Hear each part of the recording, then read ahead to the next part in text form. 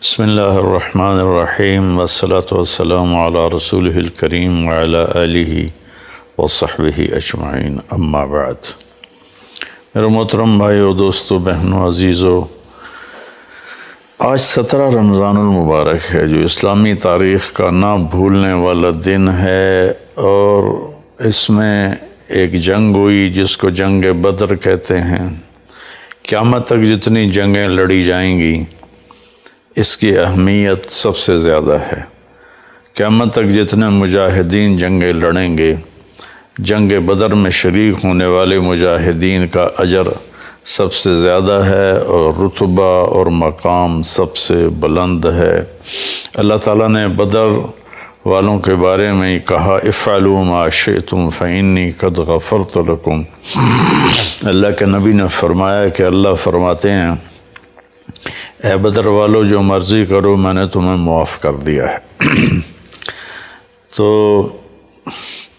پھر اللہ کے نبی نے اپنی زبان سے جو ایک گواہی دی، ان تہلک هذه العصابة فلن تعبد،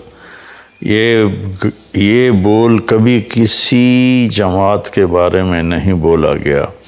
اے اللہ، اگر آج یہ جماعت ہلاک ہو گئی تو پھر قیامت تک تیرا نام لینے والا کوئی نہیں رہے گا۔ یہ 313 پر پورے اسلام کی بنیاد کو کھڑا کیا، اور ان 313 کی فتح کو اسلام کی زندگی قرار دیا، اور ان کی شکست کو اسلام کی موت قرار دیا۔ اور آپ اتنی بے قراری سے مانگ رہے تھے، آپ کی چادر آپ کے مونڈوں سے گر رہی تھی، ابوبکر صدیق آپ کے کندھوں پر چادر کو دوبارہ سیٹ کرتے، وہ پھر گر جاتی۔ آخر اتنا تڑپے کہ ابوبکر صدیق نے آپ کو دونوں بازوں میں ایسے لے لیا، یا رسول اللہ بس کریں، مجھے یقین ہے آپ کی دعا قبول ہو گئی ہے، اب آپ اتنا مت روئیں۔ جنگ بدر کفر اور اسلام کی پہلی جنگ تھی۔ قریش مکہ اور جناب رسول اللہ صلی اللہ علیہ وسلم کے صحابہ کے درمیان یہ پہلی جنگ تھی، اور اس میں جو عدد کا تناسب ہے وہ بڑا ہی عجیب ہے۔ پورے مدنی لشکر میں 313 جنگجو تھے، جن میں 2 کے پاس گھوڑے تھے، ایک زبیر بن عوام رضی اللہ عنہ اور ایک مقداد بن اسود رضی اللہ تعالیٰ عنہ، اور 70 اونٹ تھے، اور اس طرف 100 گھوڑ سوار تھے، اور 700 تلواریں تھیں، اور ہزاروں کی تعداد میں اونٹ تھے۔ اور ایک شروع میں 1300 کا لشکر تھا، پھر اخنس بن شریق نے راستے میں کہا کہ جب ابو سفیان کا قافلہ گزر گیا ہے تو اب واپس چلیں، تو ابو جہل نہیں مانا، تو وہ ناراض ہو کر اپنے 300 آدمیوں کو، یہ بنو زہرہ میں سے تھا، لے کر واپس چلا گیا۔ تو اس طرح پھر ان کی تعداد 1000 رہ گئی۔ قصہ یوں ہوا کہ مکے والوں نے مدینے پر حملہ کرنے کی تیاری کا منصوبہ بنایا۔ کوئی گھر ایسا نہیں بچا جس نے اپنا سامان نہ دیا ہو ابو سفیان کو کہ وہ جا کر بیچیں شام میں اور وہاں سے ہتھیار لے کر آئیں۔ تو ٹوٹل جو سونا جمع ہوا وہ 262 کلو تھا، 62.5 کلو، 50,000 دینار۔ تو ایک دینار 30,000 کا ہوتا ہے، تو 50 ضرب 30,000 ہو تو یہ کوئی 15 ارب روپیہ بنتا ہے۔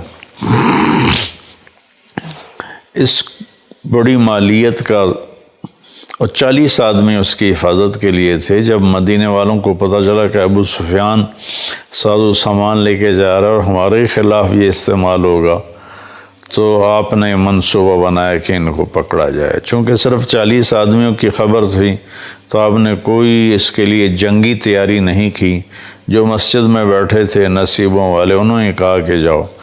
جس کا گھوڑا چند میل کے فاصلے پر تھا اس کو بھی جانے کی اجازت نہیں دی۔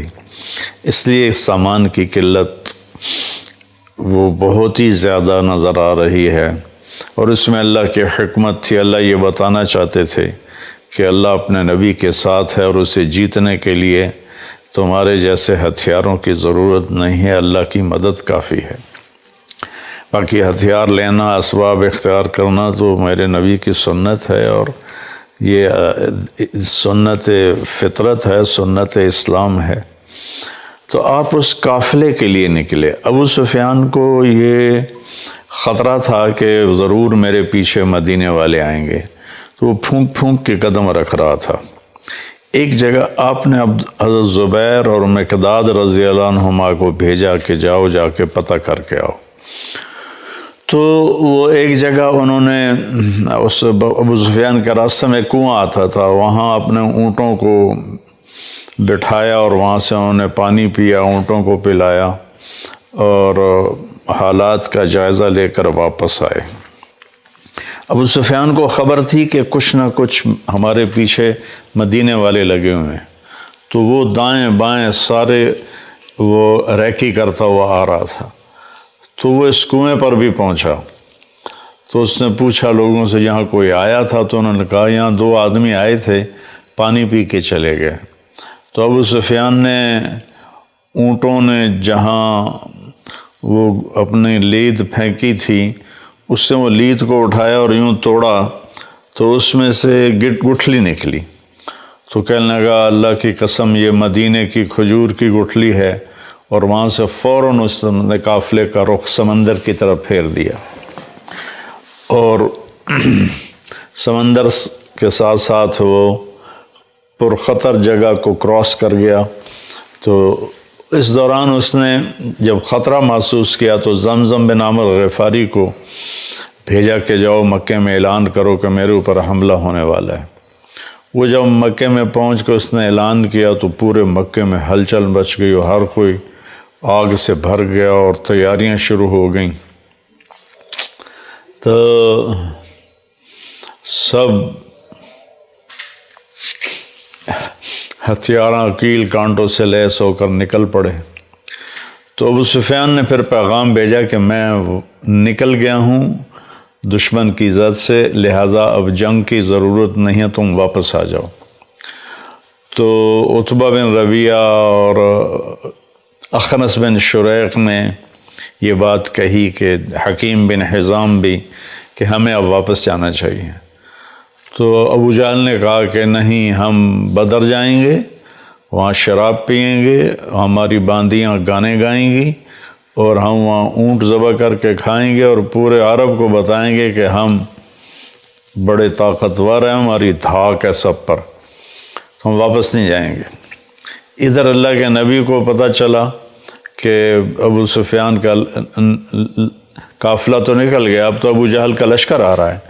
تو آپ نے اپنے ساتھیوں کو اکٹھا کیا کہ بولو بھائی اب کیا کرنا ہے، واپس جاتے ہیں تو اسلام پر کاری ضرب پڑتی ہے کہ کمزوری واضح ہوتی ہے اور ایک خبر پھیل جائے گی کہ مسلمان بہت کمزور ہیں اور یہ صحیح نہیں ہے، اور اگر جمتے اور لڑتے ہیں تو گردنیں اڑتی نظر آتی ہیں، کہاں 100 تلواریں، کہاں 8 تلواریں، ٹوٹل 8 تلواریں تھیں، اور کہاں 100 گھوڑے، کہاں 2 گھوڑے، کہاں 70 اونٹ، کہاں سینکڑوں اونٹ، کہاں 313، کہاں 1000، کوئی چیز بھی برابر کے نہیں تھے۔ وَإِنَّ فَرِيقًا مِّنَ الْمُؤْمِنِينَ لَكَارِهُونَ، ایک طبقہ صحابہ کا پریشان ہو رہا تھا کہ اب کیا بنے گا۔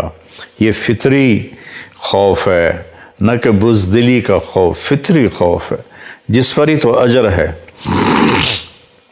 تو آپ نے سب کو اکٹھا کیا کہ بولو بھئی اب کیا کرنا ہے۔ تو ابوبکر صدیق نے کہا یا رسول اللہ جو آپ کہیں گے ہم نے وہ کرنا ہے۔ آپ نے کہا بولو بھئی کیا کرنا ہے۔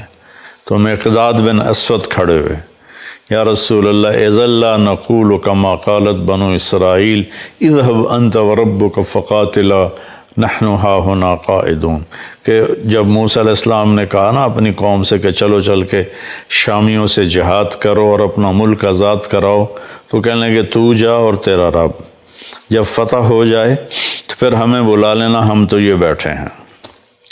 تو کہنے لگے یا رسول اللہ ہم یہ نہیں کہیں، ہم کہیں گے اذهب انت وربک فقاتلا نحن معك مقاتلون، آپ جائیں، آپ کا رب جائے، ہم آپ کے ساتھ لڑیں گے، کبھی آگے کبھی پیچھے، کبھی دائیں کبھی بائیں، اللہ کی قسم آپ تک کوئی پہنچ نہیں سکتا جب تک ہماری لاشوں کے اوپر سے گزر کے نہ جائے۔ تو آپ نے پھر فرمایا بولو بھائی کیا کہتے ہو، کیا کرنا ہے؟ تو پھر سعد بن معاذ مدینے والوں میں سے کھڑے ہوئے، مقداد بھی مہاجرین میں سے تھے، ابو بکر بھی مہاجرین میں سے تھے، کہنے لگے لگتا ہے یا رسول اللہ ایانا یرید، آپ میرے خیال میں یہ چاہ رہے ہیں کہ ہماری مدینے والوں کی کیا رائے ہے؟ ہم تو کہہ رہے تھے کہ ہمارے مہاجر بھائی جو کہہ رہے ہیں وہی ہماری رائے ہے، لیکن آپ کے تیسری دفعہ پوچھنے سے لگتا ہے کہ آپ چاہتے ہیں کہ ہم اپنی رائے کا اظہار کریں۔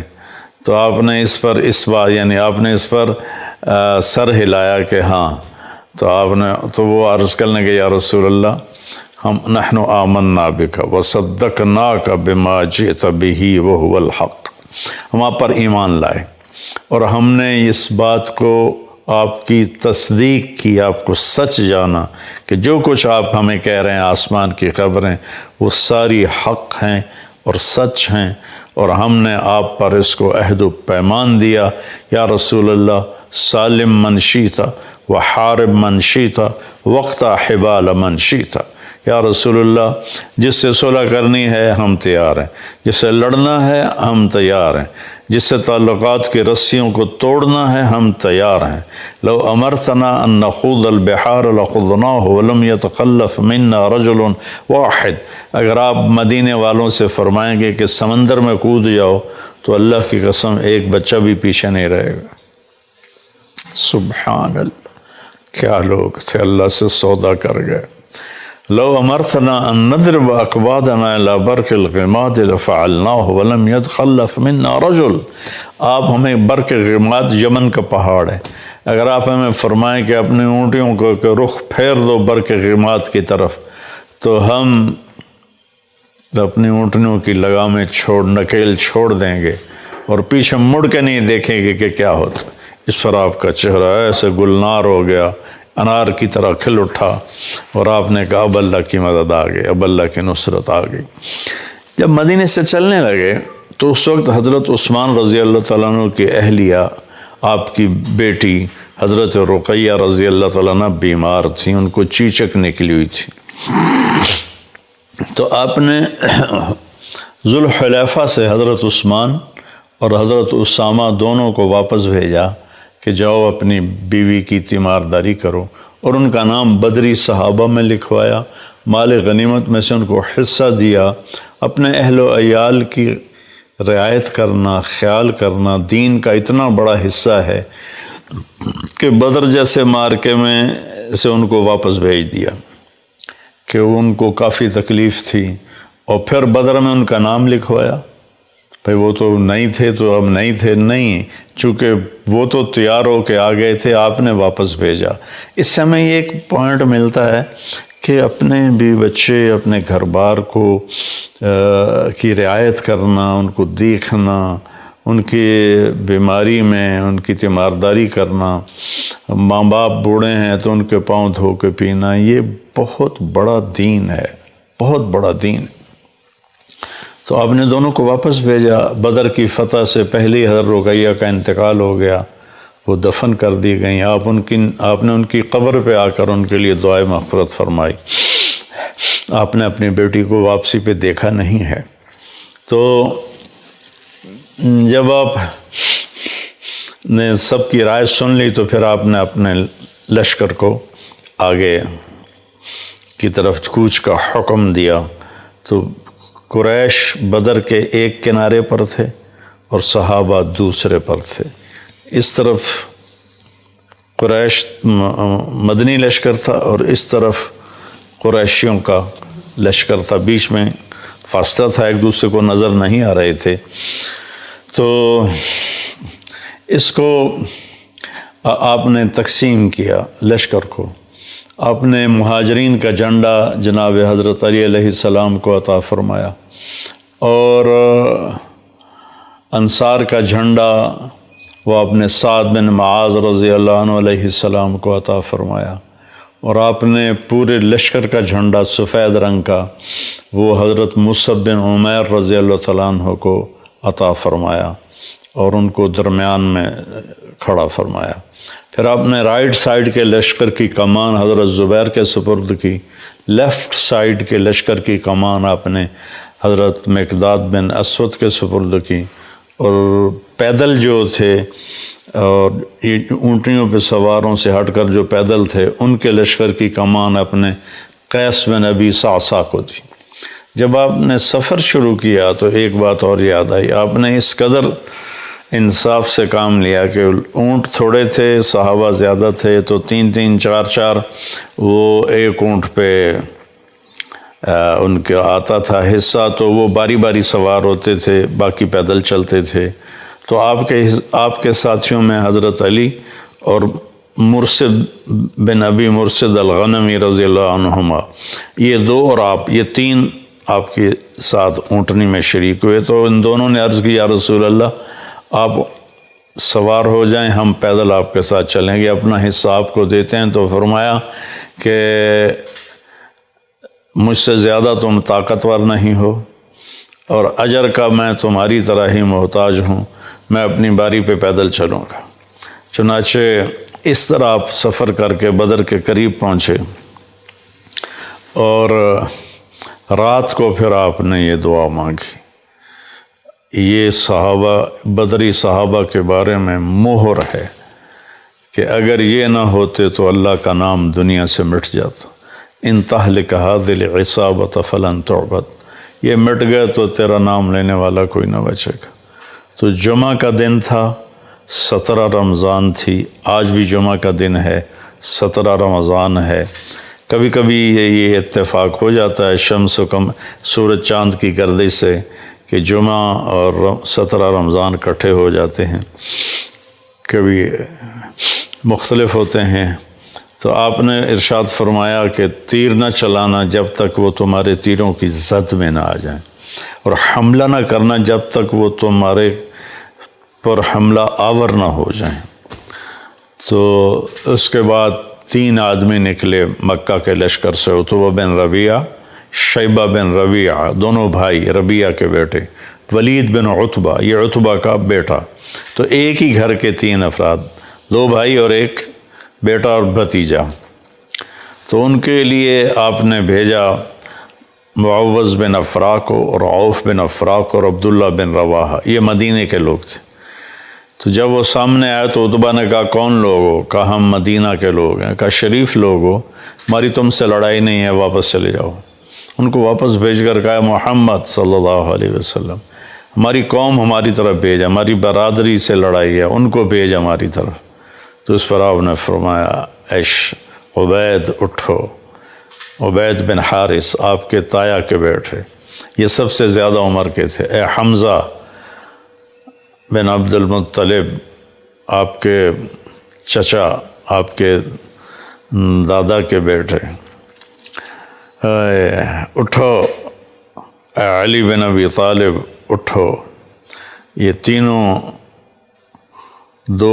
دو جوان تھے اور ایک بڑی عمر کے تھے، تو لوہے کی آگے وہ سکرین تھی۔ تو عتبہ نے پوچھا کون لوگ ہو؟ کہا کہ ہم قریشی ہیں۔ تم کون ہو؟ کہا میں شیبہ، میں عبید بن حارث۔ تم کون ہو؟ کہا میں حمزہ بن عبد المطلب۔ کہا تم کون ہو؟ کہا میں علی بن ابی طالب کا اکفاءنا، اب ہمارے جوڑ کے آئے ہو۔ تو تینوں شیبہ اور عتبہ آپس میں ٹکرائے، عبید اور عتبہ آپس میں ٹکرائے، اور شیبہ اور حمزہ آپس میں ٹکرائے، اور ولید اور علی آپس میں ٹکرائے۔ تو علی و حمزہ علیہ السلام نے تو 2 منٹوں میں اپنے دشمن کا صفایا کر دیا، ولید کا اور شیبہ کا۔ عتبہ نے تلوار کا وار کیا جس سے حضرت عبیدہ کی ٹانگ کٹ گئی اور وہ گر پڑے۔ تو پھر دونوں شیروں نے جھپٹ کر عتبہ کا سر بھی اڑا دیا اور آپ کو اٹھا کے لائے۔ آپ نے قدموں میں سر رکھ دیا، کہ یا رسول اللہ अलस्त शहीद, क्या मैं शहीद नहीं हूँ? आप कहा बला वाना अलैका शाहिद, मैं तुम पर गवाह हूँ कि तू शहीद। कहने लगे अगर आज आपके चचा अबू तालिब जिंदा होते तो वो जान जाते कि उनके इस शेर का मैं ज़्यादा हकदार हूँ। वनुसल्लिमुहु हत्ता नसरा हौलहु वनज़हल अन अबनाइना वल हलाइल। ये जनाब अबू तालिब का कसीदा है, 90 अशार का। इसको कसीदा लामिया कहते हैं। कज़ब्तुम व बैतिल्लाहि नब्ज़ा मुहम्मदा वलम्मा नुताअनु हौलहु वनुनादली वनुस्लिमुहु हत्ता नसरा हौलहु वनज़हल अन अबनाइना वल हलाइल। वअबयद युस्तस्क़ल ग़मामु बिवजहिही थिमालुल यतामा इस्बतुल लिल अरामिली। क्या खूबसूरत अरबी का शाहकार है वो कसीदा। तो उसमें एक शेर था कि तुम कहते हो कि हम तेरे भतीजे को कत्ल कर देंगे, तो मैं कहता हूँ कि आओ, फिर तुम्हें हमारी लाशों से गुज़र कर ही उस तक पहुँचना पड़ेगा और हमारे लाशों के टुकड़े बिखरे हुए होंगे, फिर तुम मेरे भतीजे तक पहुँच सको तो पहुँच सको, उससे पहले नहीं पहुँच सकते। तो जो कि उबैद के टुकड़े हो गए थे, तो उन्होंने इस पर कहा कि आज अगर अबू तालिब ज़िंदा होते तो वो जान जाते कि मैं उनके शेर का उनसे ज़्यादा हक़दार हूँ। वनुस्लिमुहु हत्ता वनुसल्लिमुहु हत्ता नसरा हौलहु वनज़हल अन अबनाइना वल हलाइल। आपने फरमाया सच है। फिर वापसी पर 3-4 दिन के बाद उनका इंतकाल हुआ।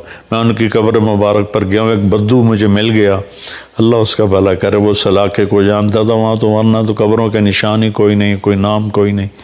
तो वो मुझे ले गया हज़रत उबैद की कब्र पर। एक दफ़ा आपका वहाँ से गुज़र हुआ तो खुशबू आई ज़बरदस्त। साहबा ने कहा या रसूल अल्लाह, ये खुशबू कैसे? आपने कहा तुम्हें पता नहीं, यहाँ उबैद की कब्र है, उबैद बिन हारिस की कब्र है, ये खुशबू उसकी कब्र से आ रही है। तो इसके बाद फिर कुरैश ने आम हमला कर दिया। तो अल्लाह ताला की गैबी मदद थी। एक हवा का झोंका आया तो हज़रत अली ने पूछा या रसूलल्लाह ये क्या है? का जिब्रील आ गया है 500 फरिश्तों के साथ। फिर दोबारा हवा का झोंका आया। फिर हज़रत अली ने पूछा या रसूलल्लाह ये क्या है? तो आपने फरमाया मीकाईल आ गया है 500 फरिश्तों के साथ। तो अल्लाह ने 1000 फरिश्ते उतारे इस जंग में लड़ने के लिए, और ये पहली और आखिरी जंग है जिसमें फ़रिश्तों ने बाकायदा क़िताल किया और लड़ाई की। इससे पहले भी नहीं की, इसके बाद भी। उहुद में शायद कुछ मलाइका की रिवायत आती है, इसके अलावा कोई नहीं है। तो थोड़ी ही देर में उनके 72 आदमी मारे गए और 72 उनके कैद में आ गए, बाकी सारे भाग गए। कई साहबा कहते हैं हम तलवार उठाते मारने के लिए, आगे उसकी गर्दन पहले ही उड़ जाती। हम नेज़ा उठाते सीने में पार करने के लिए, उससे पहले उसके मुंह पे कोड़ा पड़ने की आवाज़ आती और उसका चेहरा मसख हो जाता, रंग सब्ज़ हो जाता था। अबुल युस्र छोटे से कद के साहबी हैं। हज़रत अब्बास का कद इतना बड़ा था, घोड़े पर बैठते थे, पाँव ज़मीन पर लगते थे, उनको बांध के लेके आ रहे थे। अब्बास रज़ियल्लाहु अन्हु शर्मिंदा। तो जब उनको पेश किया तो हज़रत तो हमारे नबी हैरान होकर देखने लगे कि अबुल युस्र अब्बास का चचा ये क्या? कहा या रसूलल्लाह मुझे इसने नहीं पकड़ा, मुझे किसी और ने पकड़ा है। ज़मीन आसमान के दरमियान वो खड़ा था, उसने मेरे हाथ मरोड़ के बांध के मुझे रस्सी इसको दे दी। वो थे जिब्रील। तो अबुल युसर कहने लगे नहीं या रसूलल्लाह मैं नहीं पकड़ा है। तो आपने कहा चुप कर, अय्यदकल्लाहु बिमलकिन करीम, फ़रिश्ते ने तेरी मदद की है। तो अल्लाह ताला ने इस जंग में अबू जहल, उफ़ तौबा तौबा,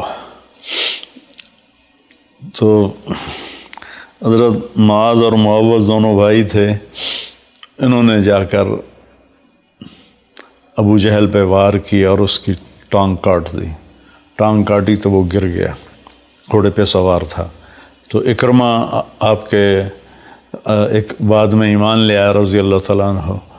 उन्होंने फिर मुआज़ की معوذ کی کندھے پہ وار کیا تو ان کا ہاتھ ایسے لٹک گیا، تو انہوں نے ہاتھ کو اٹھا کے پیچھے کر لیا اور لڑتے رہے۔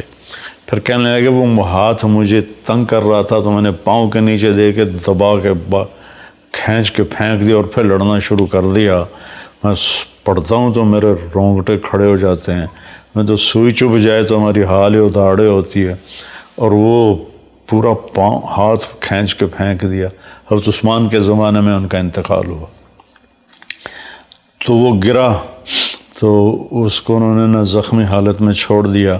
جب جنگ ختم ہوئی تو آپ نے فرمایا کوئی ابو جہل کا پتہ کرے، تو عبداللہ بن مسعود ڈھونڈنے نکلے تو وہ سانسوں میں تھا، ابھی زندہ تھا، تو اس کے سینے پر چڑھے اس کو سر اتارنے کے لیے۔ تو کہنے کون ہو؟ کہا میں عبداللہ بن مسعود۔ کہا یا روع الغنم، اے بکریوں کے چرانے والے، لقد صعدت المرتقى، تو بہت بڑے اونچے پہاڑ پہ چڑھ گیا ہے، کاش میری موت یہ بکری چرانے والے کے ہاتھ میں نہ ہوتی۔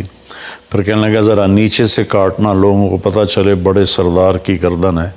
پھر کہنے لگا اخبر صاحب کا، ہوئے اپنے ساتھی کو بتا دے، انک اليوم ابغض الی من الامس، کہ کل میں تجھ سے جتنی نفرت کرتا تھا آج اس سے زیادہ کر رہا ہوں۔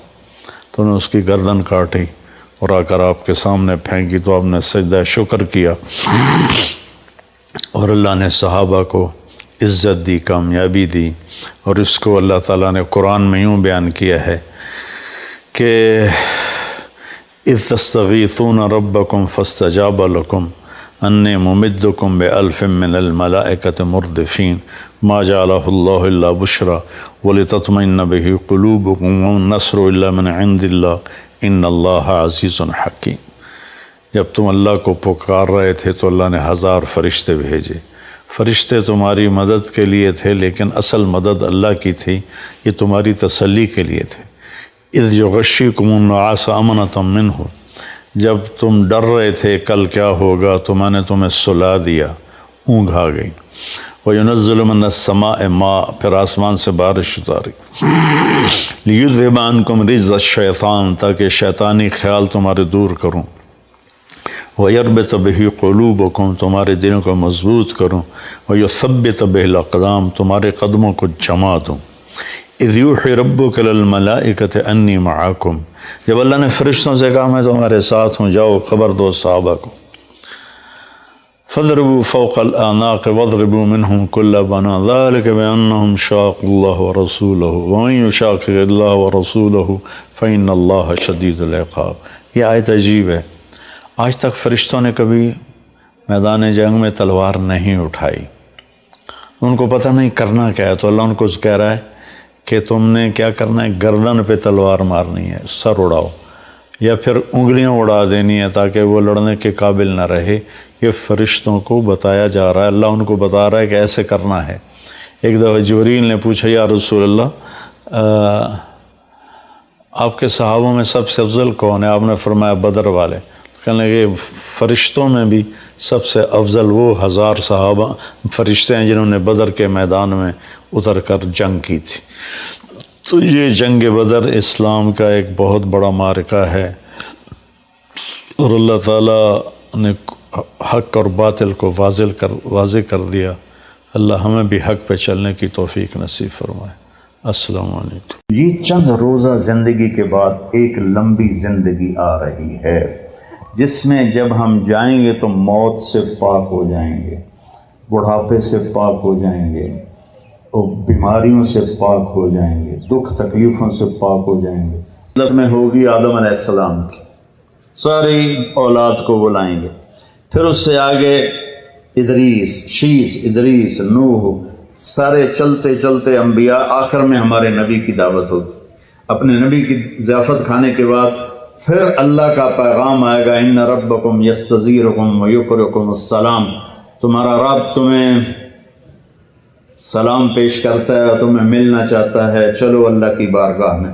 تو جنت میں ایک میدان ہے جس کا نام ہے مسجد، اس میں سب جمع ہو جائیں گے، ایمان والے مرد، ایمان والی عورتیں، اور اللہ تعالیٰ وہاں جو کھانا کھلائے گا وہ جنت سے بڑھیا جو لباس پہنائے گا، خوشبو لگائے گا، ساری باتیں بڑھیا بڑھیا بڑھیا، لیکن جو سب سے بڑھیا بات ہوگی کہ ایک دم اللہ کا عرش کھلے گا اور اللہ سامنے آپ ان آنکھوں سے دیکھو گے، اللہ کہے گا سلام قولا من رب الرحیم، میرے بندو تمہارا رب بھی تمہیں سلام پیش کرتا ہے۔ پھر اللہ پوچھے گا خوش ہو، خوش ہو، راضی ہو؟ ایک ایک عورت سے پوچھے گا، ایک ایک مرد سے پوچھے گا، خوش ہو، راضی ہو؟ کوئی تکلیف نہیں یا اللہ، کوئی خواہش؟ کہیں گے یا اللہ ملتان میں تمہیں سجدے کیے دیکھا نہیں تھا، بن دیکھے تھے، ٹکریں تھیں، آج تمہیں دیکھ لیا ہے تو ہمارا جی چاہتا ہے کہ ہم آپ کو دیکھ کے سجدہ کریں، دیکھ کر، جیسے دنیا میں بن دیکھے کرتے تھے، آج آپ کو دیکھ کے سجدہ کریں، تو ہمیں اجازت دیجیے۔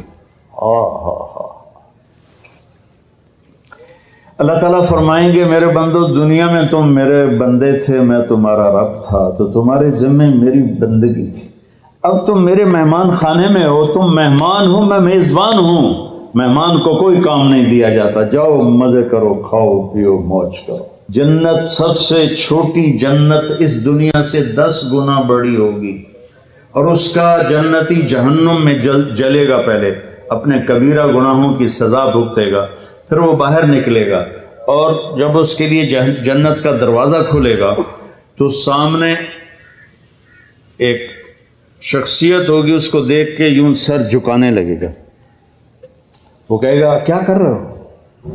کہ تم فرشتے ہو، تمہیں آداب بجا لاتا ہوں، جیسے پیراں تے ہاتھ جی، گوڑیاں تے ہاتھ جی، ہماری تہذیب ہے، تو وہ ایسے گوڑیوں پہ ہاتھ لے جانے لگے گا، تو وہ کہے گا نہیں نہیں نہیں، میں آپ کا نوکر ہوں، میں آپ کا نوکر ہوں، اور میرے جیسے ہزاروں ہیں آپ کے۔ آگے چلے گا تو 70,000 نوکر اس کو گارڈ آف آنر پیش کریں گے، ایسے لائن میں کھڑے ہوں گے اور کہیں گے اما آن لسیدنا ان نزورہ، ہمارے آقا آپ تو آئے ہی نہ، ہم تو انتظار کر کر کے سکڑے پہ گئے۔ وہ کہے گا شکر کرو میں آ ہی گیا، جے میں بڑے لتر کھا دل، شکر کرو میں آ گیا۔ اور وہ سارے ڈھول بجاتے خوش ہوتے اس کو لے کر چلیں گے اور ایک میدان میں اس کو بٹھائیں گے، تو وہ ادھر دیکھے گا تو جنت ہی جنت، ادھر دیکھے گا جنت ہی جنت، کہے گا یہ سب کچھ کس کا ہے؟ کہیں گے سارا کچھ آپ کا ہے۔ پھر وہ اس کے سامنے لائیں گے، ایک ہاتھ میں گلاس ہوگا، ایک ہاتھ میں ڈونگا ہوگا، ایک میں کھانا ہوگا، ایک میں مشروب ہوگا، ہر ڈونگے کا کھانا الگ، ہر گلاس کا مشروب الگ، اور یہ 70,000 1,40,000 1,40,000 ہو گئے ڈونگے اور گلاس ملا کر۔ یہ سارے کھا جائے گا، سارا پی جائے گا، اور اس کے نہ پیٹ پھٹے گا، نہ پھولے گا، نہ لذت ختم ہوگی، نہ تھکے گا، ہر نوالے کی لذت پہلے سے زیادہ ہو جائے گی۔ پھر وہ کہیں گے اچھا اب آپ اپنی بیگم صاحب سے مل لیں، وہ نوکر ایک دم غائب ہو جائیں گے، سامنے سے پردہ ہٹے گا تو جنت کی لڑکی، جنت میں ایک نہر ہے، اس کا نام ہے بیدخ، بے یہ دال خا، وہ کورڈ ہے موتیوں سے، اس میں مشک، عنبر، زعفران، کافور بہتا ہے۔ جب اللہ کسی بھی حور کو پیدا کرنا چاہتا ہے تو وہ ایسی نہیں ہو، جنت کی حوریں ماں کے پیٹ سے نکلی پھر رڑ دیاں پئیاں، دودھ پئیاں پیندیاں، فیڈر پئیاں پیندیاں، ایسا نہیں ہے۔ وہ اللہ تعالیٰ کہتا ہے کونی ہو جا، تو پوری جوان لڑکی نکل کے باہر کھڑی ہو جاتی، اور اس کو 100 جوڑے اللہ پہناتا ہے، اور اس کا 130 فٹ قد ہوتا ہے۔ تو مجھے میں نے کہا آدم علیہ السلام کا قد 130 فٹ تھا، اب یہ گھستے time of passage of time کے ساتھ ایک ذمہ دار نے مراسی کو گھوڑا دیا تھا، کھرکھرا کر مالش کر، وہ مراسی تے مالش کو کدی ہوا سنا ہی نہیں، وہ تھوڑی دیر کرتا رہا، جس ویلے مالک گھر گیا اور سو گیا، گھوڑا چور لے گئے، وہ اکھ کھلی، وہ لبے مارے گئے، وہ گیا گھر اور وہاں سے خرگوش پکڑ کے لایا اور اس کو رسہ باندھ کے مالش شروع کر دی۔ تھوڑی دیر میں ذمہ دار نکلے، کہنا وہ گھوڑا کدھر ہے؟ کہ جی آئے کھلوتا ہے، کہ فٹے منہ تیرا گھوڑا ہے؟ یہ تو خرگوش ہے۔ نہیں سائیں گھوڑا ہے، گھس کے میں نے اتنی مالش کیتی ہے، یہ سیڑا بنے ہیں، خرگوشا بنے ہیں۔ تو ہمیں بھی نا یہ کائنات نے اور ان فضاؤں نے ہواؤں نے ہمیں گھسایا ہے، ایسے گھسایا ہے، اور ہم اس قد پہ آ گئے ہیں۔ جنت کا اصلی قد 130 فٹ ہے، ان بچیوں کا بھی، آپ کا بھی، ہر جنتی مرد عورت کی ہائٹ 130 فٹ پر ہے۔ اور یہ بچیاں جو لباس پہنیں گی وہ 3 میل کے دائرے میں گھومے گا ایسے۔ تو یہ سوچتے ہوں کہ اٹھائیں گی کیسے، ساڑھے تو ویسے ہی کمر ٹوٹ جائے گی۔ 3 میل کے دائرے میں وہ لباس گھومے گا اس طرح، اتنا بڑا، اور 100 جوڑوں سے گھری ہوں گی۔ جنت کے لباس کا وزن کوئی نہیں۔ جیسے ہم خلا میں جائیں تو ہمارا وزن ختم ہو جاتا ہے، ہمارا وزن تو گریوٹی اور ہوا کی وجہ سے، جب ہم ہوا سے اوپر نکل جاتے ہیں تو ہم بے وزن ہو جاتے ہیں۔ تو جنت کے لباس کا اللہ نے وزن کھینچ لیا ہے، کوئی وزن نہیں، اور وہ سلانا نہیں پڑتا، خریدنا نہیں پڑتا، دھونا نہیں پڑتا، اس کو پریس نہیں کرنا پڑتا۔ جنت میں ایک درخت ہے جس کا نام ہے طوبہ، اس پر یوں کر کے لگے ہوئے ہیں پھول، ایسے پھول لگے ہوئے ہیں۔ جب آپ کا جی چاہے گا کہ میں کپڑے بدلوں تو آپ کا خالی ایک اشارہ ہوگا تو اس سے ایک لائٹ نکلے گی ایسے۔ اب یہ آپ نے 100 جوڑے پہنے ہوئے ہیں، ان کو اگر آپ اتارنے جائیں گے تو کتنا تھکیں گے، اور پھر اگلے 100 200 ہو گئے تو موٹے تو بچے ہی رہ گئے۔ تو کیا ہوگا، اللہ اکبر، کیا ہوگا؟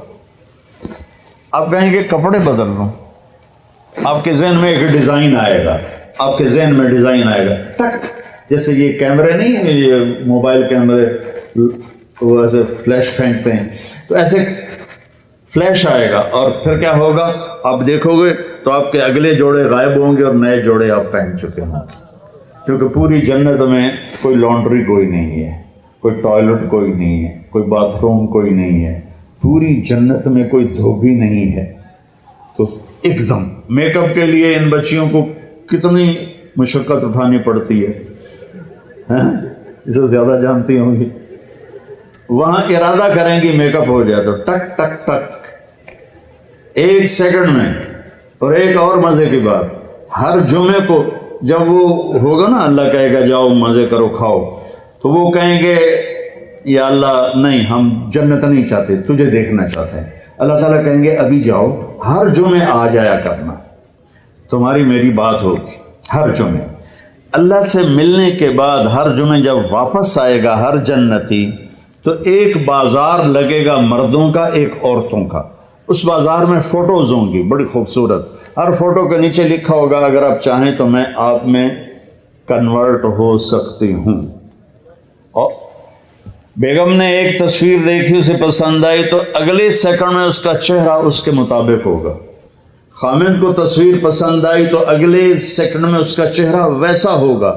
اب یہ نئی شکل لے کے جا رہا ہے اور بیگم بھی نئی شکل لے کے آ رہی ہے، لیکن دروازے پہ لڑائی نہیں ہوگی، بی بی کون ہے، کدو آ گئی ہے، تو تیری جنت ہی نہیں، تو کدو بڑا ہے، بدماش ہے، جنت تیری ہے کوئی نہیں۔ وہ اسے پہچانے گی، وہ اسے پہچانے گا۔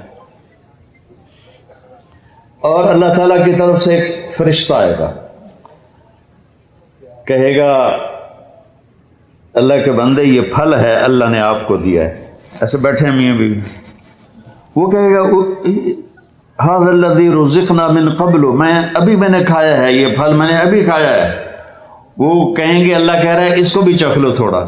جب وہ اس کو ایسے چیر کے کھولے گا، وہ خود ہی ایسے پھٹ جائے گا، تو اس میں سے جب ایک پھاڑی اٹھائے گا یا جو چیز بھی ہے اٹھا کے منہ میں ڈالے گا، تو اس کی جنت میں 10 کروڑ اگر درخت ہیں اور ان پر الگ الگ پھل ہیں اور ان کے الگ الگ خوشبو اور ذائقے ہیں، تو اس ایک نوالے میں اسے 10 کروڑ پھلوں کا ذائقہ اور خوشبو اور لذت اللہ تعالیٰ محسوس کروائے گا۔